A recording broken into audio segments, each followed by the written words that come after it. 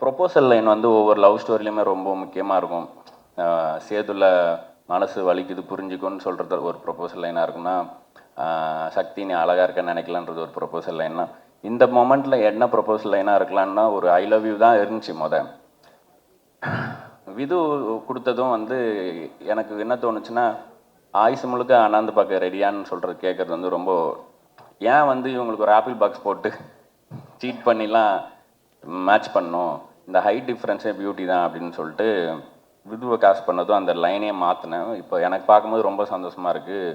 விதுவோட height, பிரீத்தியோட dance, மகேந்திரனோட personality, ஷானோட சோல்னு எல்லாருக்குமே இதுக்கு முன்னாடி என்ன அவங்களோட ஸ்ட்ரென்த்தோ அது எல்லாமே இந்த படத்துக்குள்ளே கொண்டு வர முடிஞ்சுது. ஸோ அவங்கள பற்றி நிறையா பேசிட்டனால இப்போ பேச போகிறதில்ல. ஷான் இவர் அவருன்னு நான் நிறைய இடத்துல பேசி விட்டேன் ஃப்ளோவில்.